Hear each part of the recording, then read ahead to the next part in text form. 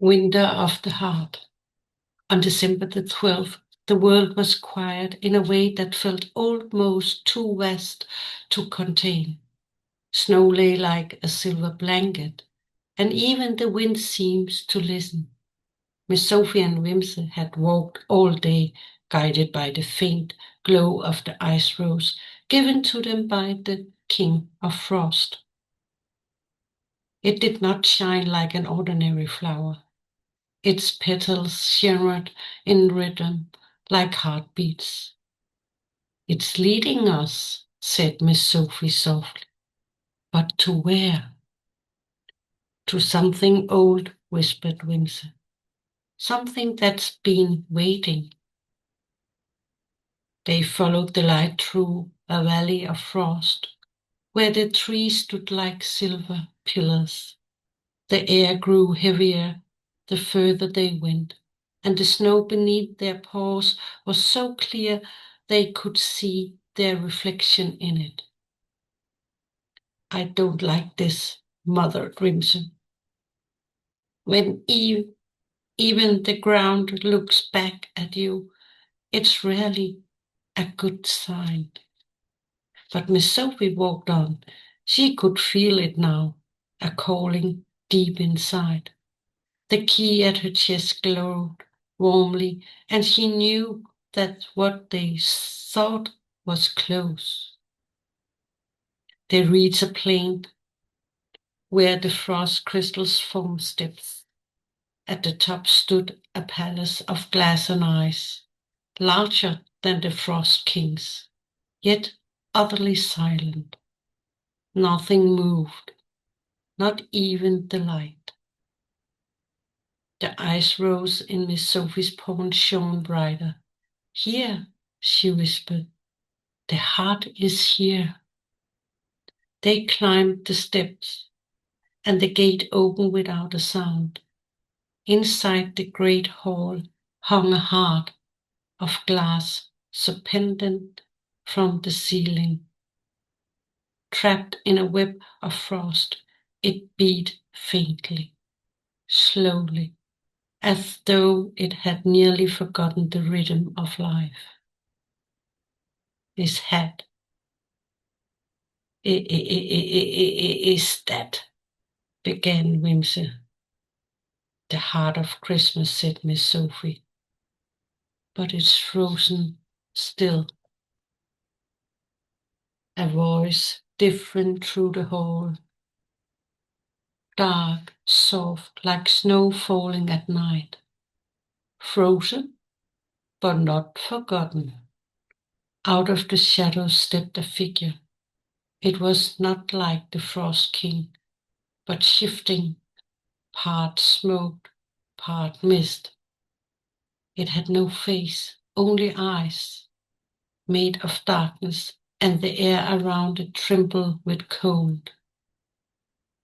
"The shadow," whispered Wimsey, hiding behind Miss Sofie. Miss Sofie stood firm. "I've been waiting for you." The shadow laughed, a sound like cracking glass. "And I've been waiting for you, little there, William, Miss Little There." She tightened her grip on the key. "Wilma, give me the light." "No," hissed the shadow. "She gave me the darkness, the part she hid from herself, and now I take her legacy." "You take nothing," said Miss Sofie, her voice steady. "She gave you love. You just forgot."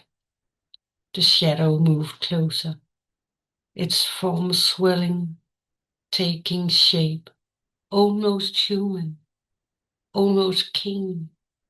For a moment it looked like Wilma herself, but in shades of silver and black. Miss Sofie stepped forward. "I understand you now. You're not my enemy. You're the part of us that fears losing what we love." The shadow hesitated. Its eyes flickers. "Fear is the only thing that holds me together." No, said Miss Sofie, pressing the key against the glass that encased the heart. Love does. The light within the key grew, and the ice began to melt, first in drops, then faster, until warmth spread like sunlight through the entire hall. The heart beat faster, its rhythm echoing through the palace walls. The shadow screamed, not in anger, but like someone finally letting go. Its body dissolved, turning to mist, and vanish into the light. When silence returned, the heart floated before them, free from eyes, glowing and alive. Wimse gasped. You did it. You saved it. Miss Sofie looked at the heart, beating in time with her own. I didn't do it alone. She helped me, Wilma, and you. Wimsey sniffed and wiped a tear with the edge of her hat. I knew I was indispensable. A soft breeze moved through the palace, and snowflakes began to fall from the ceiling. Not cold, but warm. Each flake glimmered like a tiny heart. The key at Miss Sophie's chest was almost gone. It glowed on last time, and faint light rippled through her fur. It's melting, said Wimsey. It's becoming one with the light, replied Miss Sofie quietly. She gazed at the glass heart, now pulsing like a star. A clear, ringing tone filled the air, and the valley outside began to glimmer. Frost melted, snow softened, and a warm glow spread over the world. It's waking, whispered Wimsey, her eyes shining. Christmas is waking. Miss Sofie smiled. No, Wimsey, the heart is waking. They stood for a long time, watching the light grow until it filled everything. Miss Sofie felt a peace she had never known before.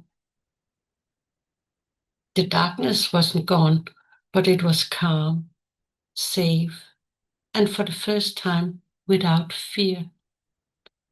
She looked up into the sky. Wilma, she whispered, I understand now. Light and shadow, they belong together. A warm breeze bruises her fur like a silent answer.